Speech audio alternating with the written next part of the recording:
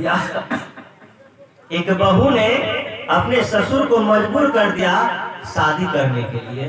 कैसे? एक सागर जिले की घटना है। एक सेठ जी था, उनका एक बेटा, एक बहू और 2 पोता। गर्मी का मौसम था, ज्येष्ठ का महीना था। सेठ जी आए, अपना काम करके भोजन करने बैठे। बहुरानी ने परोस के थाली में भोजन दिया। सेठ जी अब भोजन कर रहे थे, भोजन के बीच में सेठ जी बोले, बेटी पेट में थोड़ा दर्द लग रहा है, थोड़ी गर्मी लग रही है, तो दही हो तो दे देना खाने के लिए। बहुरानी कहती है, पिताजी दही तो सही बात है, लेकिन दही समाप्त हो गए हैं। आप कहते तो मैं कल से ले आपके जमा दूंगी, कल से मैं आपके लिए जमा दूंगी। आज तो दही समाप्त हो गया है, थोड़ा जामुन भर बचा हुआ है। सेठ जी ने कहा, बात कोई बात नहीं बेटा, कल से तुम जरूर जमा देना, दही दे देना, थोड़ा बचा देना मेरे लिए। कहा ठीक है पापा। सेठ जी चला गया अपना काम करने के लिए। कोई सामान की आवश्यकता पड़ी और वो काम छोड़ करके आए, उसका बेटा भोजन करने इसमें आ गया। बेटा भोजन करने बैठा हुआ था, भोजन कर रहा था, बहू परोस के दे रही थी। जब सेठ जी अंगना आता है तो देखता क्या है, बेटे के थाली में 2 सब्जी, कटोरी में दाल और 1 कटोरा छाली लगा हुआ दही। सेठ जी ने देखा तो उसके मन में वो मैं पूछूं बहू से कि मैंने कहा थोड़ा दही दो तो तुमने कहा दही नहीं है, अभी इतना दही कहां से आ गया। फिर सोचा अगर मैं पूछूंगा तो बहू जवाब दे देगी। बूढ़ा का यही लक्षण है, हरिया चूल्हे छांटते रहना। चलो मैंने खाया तो क्या हुआ, मेरा ही तो बेटा खाया, मेरा ही तो लाल खाया। शरीर संतोष कर लिए।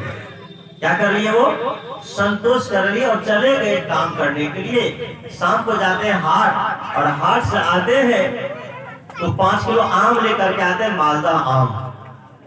शाम का समय होता है, सभी लोग खाते पीते हैं, सो जाते हैं। आम सेठ जी को मिला। सुबह का समय होता है, सेठ जी काम करके आते, जलपान करने बैठते हैं। बहू उसको जलपान देती है। जब रोटी सब्जी खाया हो गया सेठ जी को, जब दूध दिया बहू ने, तो सेठ जी कहते, बेटी एक आध आम हो तो दे देना। रोटी दूध आम खाने में बड़ा सुंदर लगता है, रोटी दूध आम खाने में बड़ा सुंदर लगता है। तो बहू क्या कहती, पापा आम तो कुछ सड़े निकल गए थे, आम कुछ सड़े निकल गए थे, आम बचे नहीं, और कुछ बच्चे लोग खा गए। आप कहते हैं तो कल से मैं आपके लिए आम बचा दूंगी। हालांकि रोटी दूध आम सुनते कई लोगों के जी में पानी भी आ जाता होगा। रोटी दूध आम इतना सुंदर होता है खाने में, अब मालदा आम तक पूछना ही क्या। कहा ठीक है बेटी कोई बात नहीं, कल से तुम बचा देना। सेठ जी फिर चले गए जलपान करके। उनका दोनों पोता स्कूल से पढ़ाई करके ट्यूशन करके वो आता है। दोनों पोता आता है, जलपान करने बैठता है, तो माँ क्या करती है, एक एक प्लेट में 2-2 आम छील करके सुधार करके अपने दोनों बेटे को दे देती है। सेठ जी आए तो सेठ जी की आंखें फट गई। मैंने कहा एक आम हो तो दे दो, का आम नहीं, अभी 2-2 4-4 आम कहां से आ गया। फिर सोचा पूछूं, लेकिन पूछने नहीं गया। वो मन ही मन विचार करने लगा। क्या विचारता है, कल सेठ जी ने क्या देखा, एक पत्नी अपने पति को भोजन खिला रही है। कल सेठ जी ने क्या देखा, एक पत्नी अपने पति को भोजन खिला रही है। और आज सेठ जी ने क्या देखा, एक माँ अपने बेटे को भोजन खिला रही है। मेरी तो पत्नी नहीं है और मेरी माँ भी नहीं है, मेरी बेटी भी यहाँ नहीं है, और मैं कोई साधु महात्मा भी नहीं हूँ। साधु संत को उनके जो भक्त होते हैं वो श्रद्धा से उनको भोजन खिलाते हैं, व्यवहार रखते हैं। अभी सुबह सुबह माता जी आई यहाँ पर, तो कहा बाबा जलपान, तो जलपान में लेकर जो उसके घर में व्यवस्था थी, सेब संतरा अंगूर और क्या था, बेदाना। हमने कहा ठंडी का मौसम ये सब्जी हम नहीं खाएंगे। तो बाबा क्या, हमने कहा चूड़ा थोड़ा भूज दो। तो मैंने कहा थोड़ा चूड़ा भूज दो। अब माता जी गई तो चूड़ा तो भूजबेगी, और साथ में मटर का भी फ्राई करके ले आई अपने मन से, तो मिला के खा लिए। तो उनके अंदर में सेवा की भावना है। सेठ जी सोचता है मैं तो अब साधु महात्मा भी नहीं हूँ, क्या जिंदगी मुझे ऐसे ही रहना होगा। उसके मन में गुस्सा आया, क्रोध आया। हालांकि क्रोध से सबको बचना चाहिए, साधु श्री पूरन साहेब ने हमें क्रोध से बचने कुछ उपाय बताए और एक बड़ा सुंदर संदेश दिया है। आप लोग भी सावधान हो जाइएगा। क्रोध समन को काल है, क्रोध ही सब जंजाल। शिव दुर्वासा क्रोध बस बहुत बेहाल। कपिल मुनि के क्रोध ने मारे सगर के पोत, संकादिक ने क्रोध के राक्षस के हरिदोत। निजकर हितन अनुर गई नीज आंख, दसन समय जिभा जो क्रोध का करिए भाग। तैसे तू समन को क्रोध न करिए भाई, काको आन जानी निशय। साधु श्री पूरन साहब जी कहते हैं क्रोध सबका काल है। क्रोध के वशीभूत ही शिव और दुर्वासा बहुत बेहाल हो गए, बहुत परेशान हो गए। राजा सगर के कोप में जय विजय राक्षस सगर के पुत्र को हरिदूत को क्या दिए, वो राक्षस बना दिए। कपिल मुनि के क्रोध ने राक्षस के हरिदूत, कपिल मुनि के क्रोध ने मारे सगर के पुत्र। सगर ऋषि, सगर जो था हमारे देश के राजा, उनके बेटा को उन्होंने मार दिया।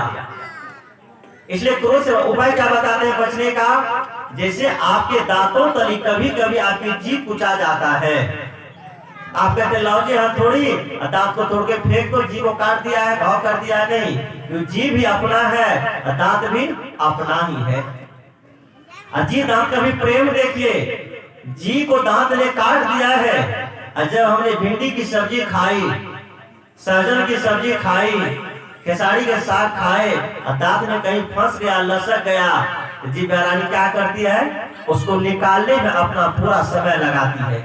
जब तक वो निकल नहीं जाता है तब तक जीभ रानी वहां से हटती है क्या? जीभ को दुश्मनी है, तूने तभी हमको काटा था, भले मर तू नहीं।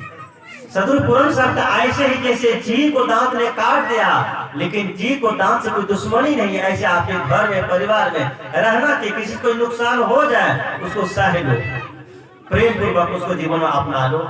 अपनी उंगली कभी कभी आंख में चल जाते, निज का हितन अंगुर गई नीज आंख, हम उंगली को काट के नहीं फेंक देते हैं। सेठ जी इतना विचार नहीं कर पाए, सेठ जी को आया गुस्सा। गुस्से को क्या करता है? घर छोड़ देता है, घर छोड़ के चला जाता है परदेश। परदेश वो मेहनत मजदूरी शुरू कर देता है दिल्ली, पंजाब जैसे शहर में। तो वो पेपर भी पढ़ता है, पेपर में आता है शादी.com, वर चाहिए, वधू चाहिए, शादी के एक पेपर में ऑप्शन आता है। एक लड़की के शादी के 2 साल हो गए तो उसका पति मर गया था, गरीबी परिवार से थी, तो विधवा हो गई थी। अब विधवा का हमारे यहाँ ज्यादा सम्मान नहीं देना चाहता है लोग। लड़का को 7 मोहर चढ़ जाएगा, 7 शादी कर सकता है। अगर पत्नी मर गई तो साल लगने से पहले, बरखी से पहले शादी कर लेंगे वो। किसी का पति मर गया तो बड़ा अभागन हो गए, दुर्भाग्यशाली हो गए। ये समाज का कोड है, अभिशाप है। इसलिए उनको भी जीने का सहारा मिलना चाहिए, उनको भी जीने का आसरा मिलना चाहिए। और उनकी भी अगर वो शादी करना चाहे तो शादी खुशी से होनी चाहिए। साधना भजन करना चाहिए, कोई दिक्कत नहीं, साधना भजन कर जीवन गुजारा करे। लेकिन अगर वो शादी करना चाहती है तो युवाओं को आगे आना चाहिए, उससे शादी करके उसको भी गृहस्थी जीवन में सुख जीवन जीने का अवसर प्रदान करना चाहिए। लड़की ने अपना पेपर में दिया था ऑप्शन, सेठ जी ने भी देखा, दोनों की बातें हुई, नंबर पे कांटेक्ट हुआ और दोनों ने शादी कर लिया। शादी के बाद संसार का नियम है संतति होना, बच्चा का पैदा होना। एक बच्चे का भी जन्म हो गया शादी के कुछ दिन के बाद, समय के काल में।